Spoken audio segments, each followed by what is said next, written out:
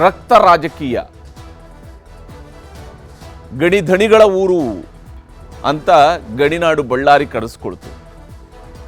ಗಣಿಧಣಿ ಅಂತೇಳಿ ಕರೆಸ್ಕೊಂಡಂಥವ್ರ ರಾಜಕೀಯದ ಪ್ರಭಾವ ಯಾವ್ಯಾವ ಸ್ವರೂಪಗಳಲ್ಲಿ ತಿರುಗ್ತು, ಅದು ಹೇಗೆಲ್ಲ ಬೆಳೀತು, ಹೇಗೆಲ್ಲ ಮುಗ್ಗರಿಸ್ತು, ಇದೆಲ್ಲವನ್ನು ಕೂಡ ಕರ್ನಾಟಕದ ಜನ ನೋಡಿದ್ದೀವಿ. ಕರ್ನಾಟಕದ ಜನರಿಗೆ ಬಹಳ ಚೆನ್ನಾಗಿ ಗೊತ್ತಿದೆ ಏನೇನು ನಡೆದಿದೆ ಅಂತ ಹೇಳಿ. ಆದರೆ ಬಳ್ಳಾರಿಯಲ್ಲಿ ನಿನ್ನೆ ರಾತ್ರಿ ಬಹುತೇಕ ಇಷ್ಟೊತ್ತಿಗಾಗಲೇ ಅಲ್ಲಿ ಉದ್ವಿಗ್ನ ಪರಿಸ್ಥಿತಿ ನಿರ್ಮಾಣ ಆಗಿತ್ತು. ಇದರ ನಡುವೆ ಪೊಲೀಸರು ಅದು ಯಾಕೆ ಕೈಕಟ್ಟಿ ಕುಳಿತಿದ್ರೋ ಗೊತ್ತಿಲ್ಲ. 6:30 ಸುಮಾರಿಗೆ ಅಲ್ಲಿ ಮೊದಲ ತಿಕ್ಕಾಟ ಶುರುವಾಗಿದೆ. ನಂತರ 9 ಗಂಟೆ ಹೊತ್ತಿಗೆ ಫೈರಿಂಗ್ ಆಗಿದೆ. ಇಷ್ಟೆಲ್ಲ ಆಗಿರುವಂಥದ್ದು ಬಳ್ಳಾರಿಯಲ್ಲಿ ಯಾವ ಕಾರಣಕ್ಕಾಗಿ, ಏನೇನಾಯಿತು, ಈ ಘಟನೆಯನ್ನ ರಾಜಕೀಯ ನಾಯಕರುಗಳು ಯಾವ್ಯಾವ ಸ್ವರೂಪದಲ್ಲಿ ತಮ್ಮ ಮೂಗಿನ ನೇರಕ್ಕೆ ವಿಶ್ಲೇಷಣೆ ಮಾಡೋದಕ್ಕೆ ಹೊರಟಿದ್ದಾರೆ, ಆರೋಪ ಪ್ರತ್ಯಾರೋಪ ಮಾಡೋದಕ್ಕೆ ಹೊರಟಿದ್ದಾರೆ ಅನ್ನೋದ್ರ ಬಗ್ಗೆನ ವರದಿಯನ್ನು ನಿಮಗೆ ಮೊದಲಿಗೆ ತೋರಿಸ್ತೀನಿ.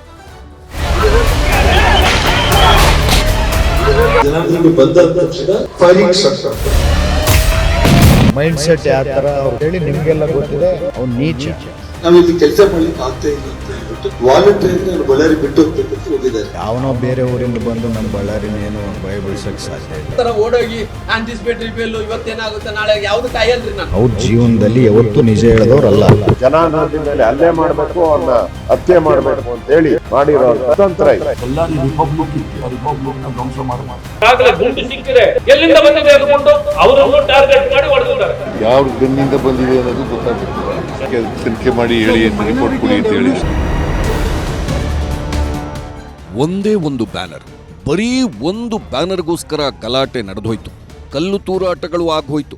ದೊಣ್ಣೆಗಳನ್ನ ಹಿಡಿದು ಬೀದಿಗಿಳಿದ್ರು, ಗನ್ಗಳನ್ನ ತೆಗೆದು ಗುಂಡು ಹಾರಿಸಿದ್ರು, ಹೊಡೆದ್ರು, ಒದೆ ತಿಂದ್ರು, ಕೊಲೆಗೂ ಯತ್ನಿಸಿದ್ರು. ಕೊನೆಗೆ ಅಮಾಯಕನ ಜೀವಾನೂ ತೆಗೆದ್ರು. ವಾಲ್ಮೀಕಿ ಮಹರ್ಷಿಯ ಪ್ರತಿಮೆಯನ್ನ ಪ್ರತಿಷ್ಠೆಗಾಗಿ ಬಳಸಿಕೊಳ್ಳಲು ಹೋಗಿ ಇಡೀ ಬಳ್ಳಾರಿಯನ್ನೇ ರಕ್ತ ರಾಜಕೀಯದಲ್ಲಿ ಮುಳುಗಿಸ್ಬಿಟ್ರು.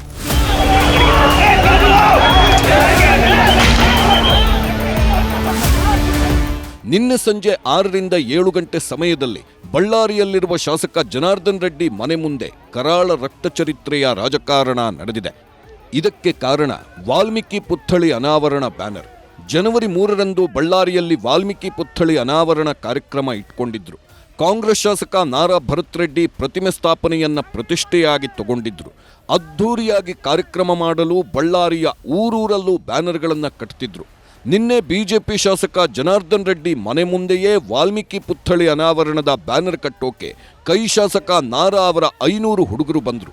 ಜನಾರ್ದನ್ ರೆಡ್ಡಿ ಬೆಂಬಲಿಗರು, ಸೆಕ್ಯೂರಿಟಿಗಳು ಬ್ಯಾನರ್ ಕಟ್ಟಬೇಡಿ ಅಂದ್ರೂ ಕೇಳಲಿಲ್ಲ. ಶಾಸಕ ನಾರಾ ಭರತ್ ರೆಡ್ಡಿ ಆಪ್ತನಾಗಿರುವ ಸತೀಶ್ ರೆಡ್ಡಿ ಗನ್ಮ್ಯಾನ್ಗಳ ಜೊತೆ ಬಂದ. ಏಯ್, ಯಾವನ್ ಏನ್ ಮಾಡ್ತಾನೋ ನೋಡ್ಕೊಳ್ತೀನಿ, ಕಟ್ರೋ ಬ್ಯಾನರ್ ಅಂತ ಹೇಳಿ ಬ್ಯಾನರ್ ಕಟ್ಟಿಸಿದ. ಅದೇ ಟೈಮಿಗೆ ಬಂದ ಜನಾರ್ದನ್ ರೆಡ್ಡಿ ಬೆಂಬಲಿಗರು ಬ್ಯಾನರ್ ತೆರವು ಮಾಡೋಕೆ ಹೋದ್ರು. ಅಲ್ಲಿಂದ ರಕ್ತಚರಿತ್ರೆಯ ರಾಜಕೀಯ ಅನಾವರಣ ಆಯಿತು. ಒಂದು ಕಡೆ ನಾರಾ ಬೆಂಬಲಿಗರು, ಇನ್ನೊಂದು ಕಡೆ ಗಾಲಿ ಬೆಂಬಲಿಗರು ಕೈ ಮಿಲಾಯಿಸಿದ್ರು. ಗಲಾಟೆ ನಡೆಯುವಾಗಲೇ ಜನಾರ್ದನ್ ರೆಡ್ಡಿ ಮನೆ ಬಳಿ ಹಾಕಿದ್ದ ಬ್ಯಾನರ್ ಕಿತ್ತು ಎಸೆದ್ರು. ಆಗ ಗಲಾಟೆ ಜೋರಾಯಿತು. ಯಾವ ಮಟ್ಟಿಗೆ ಅಂದ್ರೆ ಒಬ್ರಿಗೊಬ್ರು ಹೊಡೆದಾಡಿಕೊಳ್ಳೋ ಮಟ್ಟಿಗೆ ಇಳಿದ್ರು.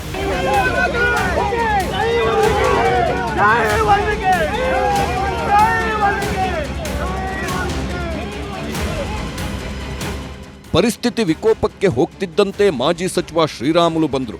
ನಾರಾ ಭರತ್ ಬೆಂಬಲಿಗ ಸತೀಶ್ ರೆಡ್ಡಿ ಹಾಗೂ ರಾಮುಲು ಮಧ್ಯೆ ವಾಗ್ಯುದ್ಧ ಶುರುವಾಯಿತು.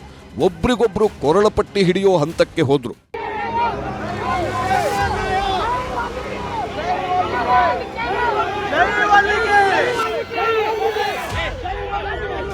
ಜನನಾಯಕರು ಅನ್ನಿಸ್ಕೊಂಡವರೇ ಬೀದಿ ಜಗಳಕ್ಕೆ ಇಳಿದಾಗ ಬೆಂಬಲಿಗರು ಕೇಳಬೇಕಾ, ನಮ್ಮ ಲೀಡರ್ ಮೇಲೆ ಕೈ ಮಾಡ್ತೀಯಾ ಅಂತ ದಾಳಿಗಿಳಿದ್ರು, ಬೈದ್ರು, ಹೊಡೆದ್ರು, ಹೊಡೆಸ್ಕೊಂಡ್ರು, ಒದ್ರು. ಕೊನೆಗೆ ಪರಿಸ್ಥಿತಿ ಕೈಮೀರಿ ಹೋಯ್ತು. ಗನ್ಮ್ಯಾನ್ಗಳು ಎಂಟ್ರಿ ಕೊಟ್ರು. ಅಲ್ಲಿಂದ ಶುರುವಾಯ್ತು ನೋಡಿ ಬ್ಲಡ್ ಪಾಲಿಟಿಕ್ಸ್.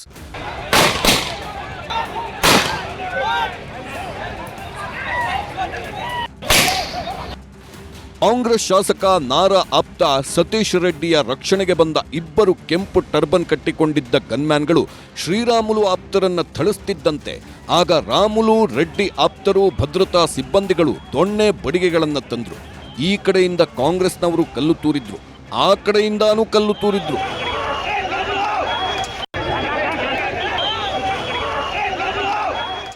ಕೊನೆಗೆ ಕಾಂಗ್ರೆಸ್ ಮುಖಂಡ ಸತೀಶ್ ರೆಡ್ಡಿ ಗನ್ಮ್ಯಾನ್ ಮೊದಲು ಗಾಳಿಯಲ್ಲಿ ಗುಂಡು ಹಾರಿಸಿದ. ಆಮೇಲೆ ಮತ್ತೊಬ್ಬ ಗನ್ಮ್ಯಾನ್ ಬಂದ, ಅವನೂ ಗುಂಡು ಹಾರಿಸಿದ, ಅದು ಪೊಲೀಸರ ಎದುರೇ.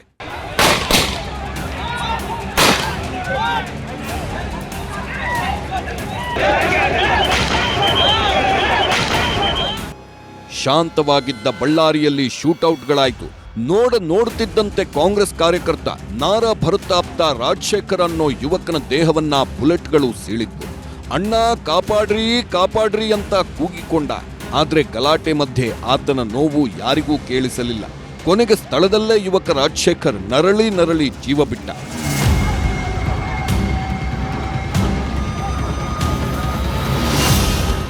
ಒಬ್ಬನ ಸಾವಾದ ಮೇಲೂ ಗುಂಡಿನ ದಾಳಿ ಕಡಿಮೆ ಆಗಲಿಲ್ಲ. ಸತೀಶ್ ರೆಡ್ಡಿ ಆಪ್ತರು ಸೀದಾ ಜನಾರ್ದನ್ ರೆಡ್ಡಿ ಮನೆ ಬಳಿ ನಿಂತವರ ಕಡೆಗೆ ಗುಂಡು ಹಾರಿಸಿದ್ರು.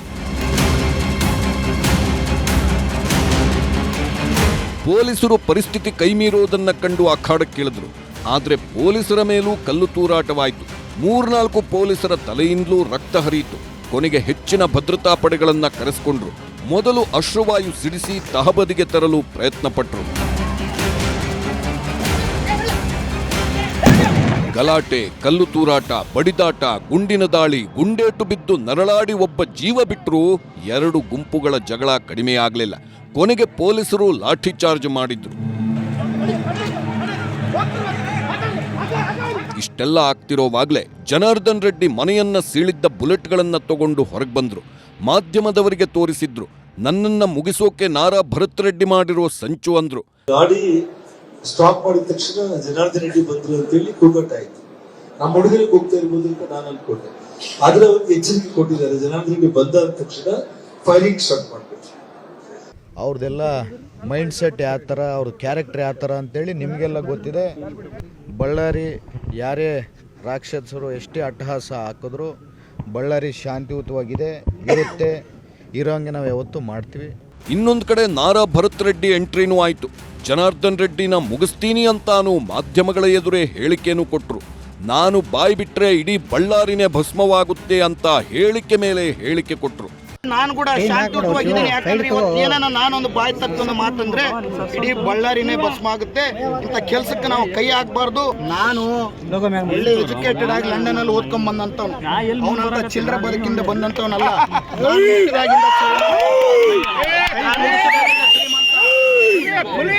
ಹುಟ್ಟಿದಾಗಿಂದ ಶ್ರೀಮಂತ.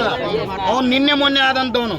ಅದು ಲೂಟಿ ಹೊಡೆದು ಎಲ್ಲಿ ಅವಮಾನ ಆಗುತ್ತೆ ಅಂತ ಹೇಳಿ ಅಜ್ಜನ ಮೇಲೆ ಸಿಟ್ಟಿಂದ, ನನ್ನ ಮೇಲೆ ಸಿಟ್ಟಿಂದ ಒಂದು ಸಾಮಾನ್ಯ ಹುಡುಗನ್ನ ಇವತ್ತೇನು ಬಲಿಯನ್ನು ತಗೊಂಡಿದ್ದಾರೆ. ಅದಕ್ಕೆ 100ರಷ್ಟು ಅನುಭವಿಸಷ್ಟು ನಾನು ಮಾಡೇ ಮಾಡ್ತೀನಿ ಅಂತ ಹೇಳಕ್ ಇಚ್ಛೆ ಪಡ್ತೀನಿ. ಒಂದು 4,000ರಿಂದ 5,000 ಜನ ಬಂದಿದ್ರು. ಎಲ್ಲರನ್ನ ಇವ್ರು ಪೊಲೀಸರು ಚೆಲ್ಲಾಚದ್ರ ಮಾಡಿ ಒಂದು ಹುಡುಗ ತೀರ್ಕೊಂಡು ಹೋಗಿದ್ದಾನೆ. ಆಗ್ಲಿ ಇವತ್ತು ಆ ಹುಡುಗ ತ್ಯಾಗ ನಮ್ಮ ವಾಲ್ಮೀಕಿ ಅಜ್ಜನಕ್ಕೋಸ್ಕರ ಇವ್ರ ಪಾಪ ಇಲ್ಲಿ ಹೊತ್ತಿಗೆ ಮುಗಿಸೋಕ್ಕೋಸ್ಕರ ಆ ಹುಡುಗನ ತ್ಯಾಗ ಆಗಿದೆ ಅಂತೇಳಿ ನಂಬಿ ಇವರು ತ್ಯಾಗ ಮುಗಿಸ್ತೀನಿ ಅಂತ ಹೇಳಿ. 65 ವರ್ಷದ ಗಾಲಿ ಜನಾರ್ದನ್ ರೆಡ್ಡಿ ಮೇಲೆ ಲಂಡನ್ನಲ್ಲಿ ಓದಿ ಬಂದಿರುವ ವಿದ್ಯಾವಂತ ಶಾಸಕ 34 ವರ್ಷದ ಯುವ ನಾಯಕ ನಾರಾ ಭರತ್ ಆಡಿದ ಈ ಮಾತುಗಳು ಜನಾರ್ದನ್ ರೆಡ್ಡಿ ಬಳಗವನ್ನ ಮತ್ತಷ್ಟು ಕೆರಳಿಸಿತು. ಮತ್ತೆ ಕಲ್ಲು ತೂರಾಟಗಳು ಶುರುವಾದ್ವು. ಕೊನೆಗೆ ಸ್ಥಳಕ್ಕೆ ಬಂದ ಐಜಿಪಿ ವರ್ತಿಕಾ ಕಟಿಯಾರ್ ಭರತ್ ರೆಡ್ಡಿ ಮನವೊಲಿಸಲು ಪ್ರಯತ್ನಿಸಿದ್ರು. ಒಪ್ಪದಿದ್ದಾಗ ಗೃಹ ಸಚಿವ ಡಾಕ್ಟರ್ ಜಿ ಪರಮೇಶ್ವರ್ ಅವರಿಗೆ ಫೋನ್ ಮಾಡಿದ್ರು. ಪರಮೇಶ್ವರ್ ಹೇಳಿದ್ಮೇಲೆ ಭರತ್ ರೆಡ್ಡಿ ಬೆಂಬಲಿಗರ ಜೊತೆ ಹೊರಟರು.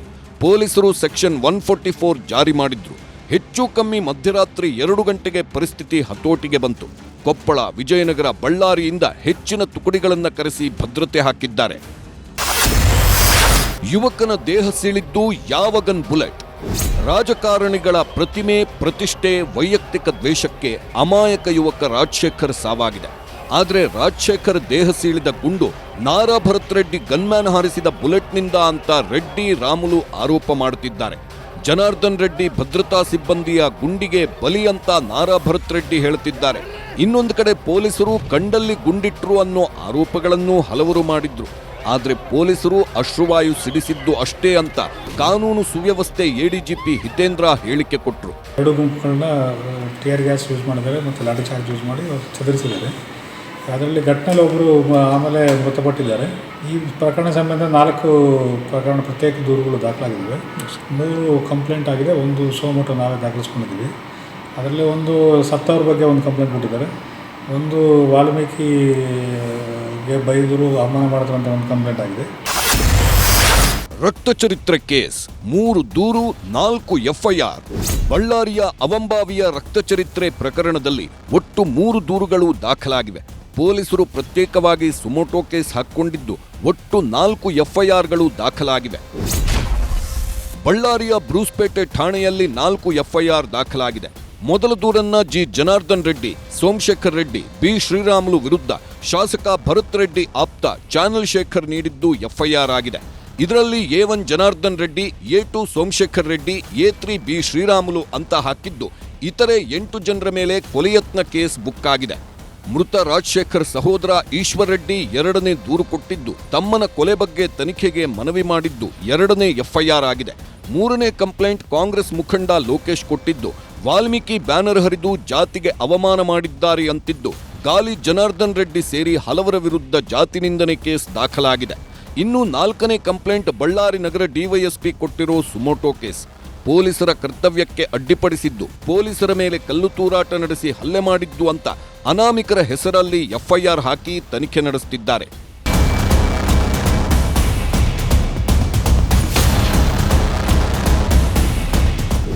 ಇದಿಷ್ಟೇ ಅಲ್ಲ, ರಾಜಶೇಖರ್ ಯಾವ ಗನ್ಮ್ಯಾನ್ ಹಾರಿಸಿದ ಗುಂಡಿಗೆ ಬಲಿಯಾದ ಅಂತ ತನಿಖೆ ನಡೆಯುತ್ತಿದೆ. ರೆಡ್ಡಿ ಮತ್ತು ನಾರಾ ಭರತ್ ಕಡಿಯವರು ಸೇರಿ ಗನ್ಮ್ಯಾನ್ಗಳನ್ನ ವಶಕ್ಕೆ ಪಡೆದಿದ್ದು 5 ಗನ್ಗಳನ್ನ ಸೀಸ್ ಮಾಡಿದ್ದಾರೆ. ಜನಾರ್ದನ್ ರೆಡ್ಡಿ ನಿನ್ನೆ ರಾತ್ರಿ ತೋರಿಸಿದ ಬುಲೆಟ್, ಇವತ್ತು ತೋರಿಸಿದ 3 ಬುಲೆಟ್ಗಳನ್ನು ವಶಪಡಿಸಿಕೊಂಡು ತನಿಖೆ ಮಾಡುತ್ತಿದ್ದಾರೆ.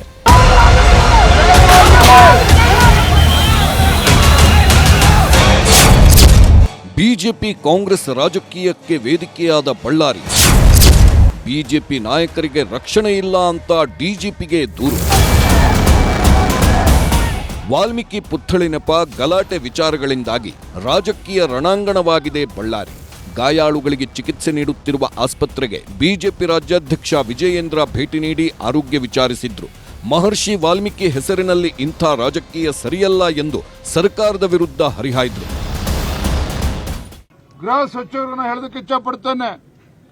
ಏನು ಮೊನ್ನೆ ಬೆಳಗಾವಿ ಅಧಿವೇಶನ ಸಂದರ್ಭದಲ್ಲಿ ದ್ವೇಷ ಭಾಷಣದ ಮಸೂದೆ ತರಬೇಕು ಅಂತೇಳಿ ಹೊರಟಿದ್ದೀರಿ. ಮೊದಲ ಅಪರಾಧಿ ನಿಮ್ಮ ಶಾಸಕರಲ್ಲಿದ್ದಾರೆ. ತಾಕತ್ತಿದ್ರೆ ಇವತ್ತು ಕಾಂಗ್ರೆಸ್ ಸರ್ಕಾರಕ್ಕೆ ನಿಮ್ಗೇನಾದ್ರೂ ಈ ನಾಡಿನ ನೆಲದ ಕಾನೂನು ಬಗ್ಗೆ ನಿಮ್ಗೇನಾದ್ರೂ ಗೌರವ ಇದ್ರೆ ಮೊದಲು ನಿಮ್ಮ ಶಾಸಕನನ್ನ ಒದ್ದು ಒಳಗಾಕಿ ಆಮೇಲೆ ಕಾನೂನು ಬಗ್ಗೆ ಮಾತನಾಡಿ. ಇವತ್ತು ವಿಜಯೇಂದ್ರ ಆಗಮನಕ್ಕೂ ಮುನ್ನ ಪತ್ರಿಕಾಗೋಷ್ಠಿ ಮಾಡಿದ್ದ ಬಿಜೆಪಿ ನಾಯಕರು ಶಾಸಕ ಭರತ್ ರೆಡ್ಡಿ ಹಾಗೂ ಸರ್ಕಾರದ ವಿರುದ್ಧ ವಾಗ್ದಾಳಿ ನಡೆಸಿದ್ರು. ಗುಂಡು ಹಾರಿಸಿದವರ ವಿರುದ್ಧ ಕಠಿಣ ಕ್ರಮಕ್ಕೆ ಆಗ್ರಹಿಸಿದ್ರು. ದಾಖಲಾದ ದೂರು, ಎಫ್ಐಆರ್ ಬಗ್ಗೆ ಅಸಮಾಧಾನ ಹೊರಹಾಕಿದ್ರು. ಬಿಜೆಪಿ ನಾಯಕರು ಕೊಟ್ಟ ದೂರಿನ ನಿರ್ಲಕ್ಷ್ಯದ ಬಗ್ಗೆಯೂ ಮಾತಾಡಿದ್ರು. ಕೇಳೋ ಪರಿಸ್ಥಿತಿಯಲ್ಲಿ ಇಲ್ಲ. ಸಿಕ್ಕಾಪಟ್ಟೆ ಅವನು ಕೂಗಾಡ್ತಾ ಇದ್ದ.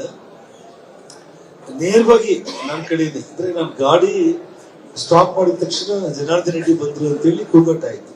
ನಮ್ಮ ಹುಡುಗರಿಗೆ ಹೋಗ್ತಾ ಇರ್ಬೋದು ಅಂತ ನಾನು ಅನ್ಕೊಂಡೆ. ಆದ್ರೆ ಅವ್ರಿಗೆ ಎಚ್ಚರಿಕೆ ಕೊಟ್ಟಿದ್ದಾರೆ. ಜನಾರ್ದನ್ ರೆಡ್ಡಿ ಬಂದ ತಕ್ಷಣ ಫೈರಿಂಗ್ ಸ್ಟಾರ್ಟ್ ಮಾಡ್ಬಿಟ್ರು. ಅವ್ರದ್ದೆಲ್ಲ ಮೈಂಡ್ ಸೆಟ್ ಯಾವ ಥರ, ಅವ್ರ ಕ್ಯಾರೆಕ್ಟರ್ ಯಾವ ಥರ ಅಂತೇಳಿ ನಿಮಗೆಲ್ಲ ಗೊತ್ತಿದೆ. ಬಳ್ಳಾರಿ ಯಾರೇ ರಾಕ್ಷಸರು ಎಷ್ಟೇ ಅಟ್ಟಹಾಸ ಹಾಕಿದ್ರು ಬಳ್ಳಾರಿ ಶಾಂತಿಯುತವಾಗಿದೆ, ಇರುತ್ತೆ, ಇರೋಂಗೆ ನಾವು ಯಾವತ್ತೂ ಮಾಡ್ತೀವಿ. ರೆಡ್ಡಿ ಮನೆ ಮುಂದೆ ಗಲಾಟೆ ಮಾಡಲು ಪೆಟ್ರೋಲ್ ಬಾಂಬ್ ತಂದಿದ್ದರು ಅನ್ನೋದು ರೆಡ್ಡಿ ಟೀಮ್ ವಾದ. ಹಾಗೆ ಹೊರಗಿನವರನ್ನು ಕರೆಸಿದ್ದರು ಅಂತಾನೂ ಆರೋಪ ಮಾಡಲಾಗ್ತಿದೆ. ಬಳ್ಳಾರಿ ಜನಾರ್ದನ್ ರೆಡ್ಡಿ ಅವರ ಮನೆ ಸುಟ್ಟಾಗ್ತಿದ್ದಿ ಅಂದ್ರೆ ಅವರೆಲ್ಲ ಪ್ರೀ ಪ್ಲಾನ್ ಮಾಡಿಕೊಂಡಿರೋ ಕಾರಣ. ಯಾವ ರೀತಿ ಪ್ರೀ ಪ್ಲಾನ್ ಅಂದ್ರೆ, ನಾನು ಎಲ್ಲ ಟಿವಿಗಳಲ್ಲಿ ನೋಡ್ತಾ ಇದ್ದೀರಿ. ನೋಡೋಂಥ ಟೈಮಲ್ಲಿ ಅವನೊಬ್ಬನು ಆ ಪೆಟ್ರೋಲ್ ಬಾಟಲ್ಗಳು ಹಿಡ್ಕೊಂಡ್ರಿ, ಪೆಟ್ರೋಲ್ ಬಾಂಬ್ ಅಂತಾರೆ ನೋಡ್ರಿ, ಅದೆಲ್ಲ ಹೊಡೆದಾರ್ರಿ. ಆಮೇಲೆ ಅವರೆಲ್ಲ ನೋಡ್ರಿ ಅದು ಹಿಡ್ಕೊಂಡು ಹೋಗಂತ ಪೊಲೀಸರು ಹಿಡ್ಕೊಂಡಾರೆ. ನಾನು ಹೇಳ್ತಾ ಇಲ್ಲ, ಲೈವ್ ಅಲ್ಲಿ ಕಾಣ್ತಾ ಇದ್ರಿ. FIR ಫೈಲ್ ಆಗಿದೆ, ಎಲ್ಲವೂ ತನಿಖೆ ಆಗುತ್ತೆ. ಈಗ ನಾನು ತನಿಖೆಯನ್ನು ಮಾತಾಡಿ ಅದನ್ನ ಯಾಕೆ ನಾನು ಇದು ಮಾಡಬೇಕು, ಬೇರೆ ದಾರಿನ ತಪ್ಪಿಸ್ಬೇಕು? ಈಗ ನಾನೇನಾನು ಮಾತಾಡಿದ್ರೆ ಅವ್ರೇನಂತಾರೆ, ಈ ತನಿಖೆಯನ್ನು ದಾರಿ ತಪ್ಪಿಸ್ತಿದ್ದಾರೆ ಅಂತಾರೆ. ನಾನು ಯಾವುದಕ್ಕೂ ಲೀಗಲ್ ಇಶ್ಯೂಸ್ಗೆ ನಾನು ತಲೆ ಹಾಕಕ್ಕೆ ಹೋಗಲ್ಲ, ಒಂದು ಮಾತು ಮಾತಾಡಲ್ಲ. ಈ ಮಧ್ಯೆ ಗಲಾಟೆ ಬಗ್ಗೆ ರಾಜ್ಯ ನಾಯಕರಿಂದ ಮಾಹಿತಿ ಪಡೆದಿದೆ ಹೈಕಮಾಂಡ್. ಬಳ್ಳಾರಿ ಗಲಾಟೆಯನ್ನ ಗಂಭೀರವಾಗಿ ತೆಗೆದುಕೊಳ್ಳುವಂತೆ ಸೂಚಿಸಿದೆ. ಮೊದಲ ಹಂತವಾಗಿ ಡಿಜಿಪಿಗೆ ದೂರು ನೀಡಿರುವ ಬಿಜೆಪಿ ನಾಯಕರು ನಾಳೆ ಬಳ್ಳಾರಿ ಚಲೋಗೆ ತಯಾರಿ ಮಾಡಿಕೊಂಡಿದ್ದಾರೆ. ಜನಾರ್ದನ್ ರೆಡ್ಡಿ ಮನೆ ಒಳಗಡೆ ಬಂದು ಹಾಕಿ ಗಲಾಟೆ ಮಾಡಬೇಕು ಅಂದರೆ ಇದು ಪೂರ್ವ ನಿಯೋಜಿತ ಸಂಚಿದು. ಜನಾರ್ದನ್ ರೆಡ್ಡಿ ಮೇಲೆ ಹಲ್ಲೆ ಮಾಡಬೇಕು, ಅವ್ರನ್ನ ಹತ್ಯೆ ಮಾಡಬೇಕು ಅಂತೇಳಿ ಮಾಡಿರೋಂಥ ಕುತಂತ್ರ ಇದು. ಇದು ಸ್ಪಷ್ಟ ಆಗಿದೆ. ಈಗ ಬುಲೆಟ್ ಯಾರ್ದು ಅಂತಲೂ ಸ್ಪಷ್ಟ ಆಗಿದೆ, ಆರಿಸಿದವ್ರು ಯಾರು ಅಂತಲೂ ಸ್ಪಷ್ಟ ಆಗಿದೆ. ಈಗ ಮೇಲೆ ಒತ್ತಡದಿಂದ ಅದನ್ನ ಟರ್ನ್ ಮಾಡ್ತಾ ಇದ್ದಾರೆ, ರಾಜಕೀಯ ಒತ್ತಡದಿಂದ. ಎಲ್ಲಿಂದ ಬಂದಿದೆ ಅದು ಗುಂಡು? ಅವರನ್ನು ಟಾರ್ಗೆಟ್ ಮಾಡಿ ಹೊಡೆದಿದ್ದಾರೆ. ಬಹುಶಃ ಅದೃಷ್ಟವಶಾತ್ ನಿನ್ನೆ ಜನಾರ್ದನ್ ರೆಡ್ಡಿ ಅವರು ಗುಂಡಿನಿಂದ ತಪ್ಪಿದ್ದಾರೆ.